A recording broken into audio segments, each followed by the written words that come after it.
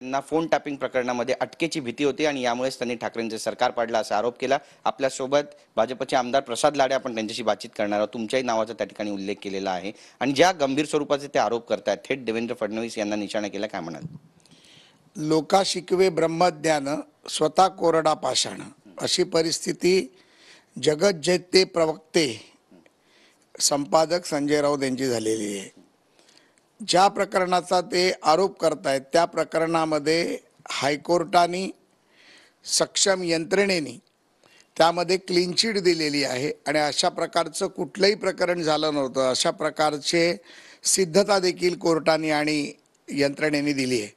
त्यामुळे मला वाटतं की संजय राऊत ज्या वेळेला उद्धवजी मुख्यमंत्री होते त्यावेळेला ज्या पद्धतीमध्ये देवेंद्रजींना फसवायचा प्रयत्न करत होते, किंबहुना काही अधिकाऱ्यांना अडकवायचा प्रयत्न करत होते, ते जनतेसमोर आलं।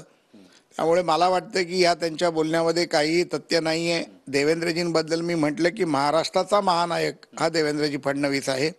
त्यामुळे संजय राऊतांनी कितीही आरोप केले तरी त्याला कोणी भीक घालत नाही, कोणी विचारत नाही। नक्कीच, पण ते असं पण प्रश्न विचारतायत, प्रतिप्रश्न त्यांनी केलेला आहे भाजपच्याच नेत्यांना की शिंदेंना का अटक होणार होती हे त्यांनाच जाऊन विचारा। शिंदेना काय त्रास देत होते हे पहिलं त्यांनी सांगावं। ज्या पद्धतीमध्ये आदित्य ठाकरे असतील, वरुण सरदेसाई असतील, उद्धव ठाकरेचे कुटुंबीय असतील, ज्या पद्धतीमध्ये शिंदेना त्रास देत होते, त्यांच्या खात्यामध्ये ढवळाढवळ करत होते, MMRDA मध्ये जाऊन कोण बसत होते, महापालिकेत कोण बसत होते, ठाणे महापालिकेत कोण जात होते आणि सर्व कारभार स्वतःच्या ताब्यात घेण्याचा जो प्रयत्न चालू होता, त्याबद्दल पहिलं राऊतांनी जाऊन ठाकरे कुटुंबियांना विचारावं, त्याचं उत्तर द्यावं आणि राऊतांच्या कुठल्याही उत्तराला उत्तर देणे आम्हाला बंधनकारक नाही आहे, कारण राऊतांना आम्ही गिनतीतच धरत नाही। नक्कीच, पण भाजपचे जे नेते होते, इव्हन तुम्ही सुद्धा, कशा पद्धतीने हा त्रास दिला जात होता?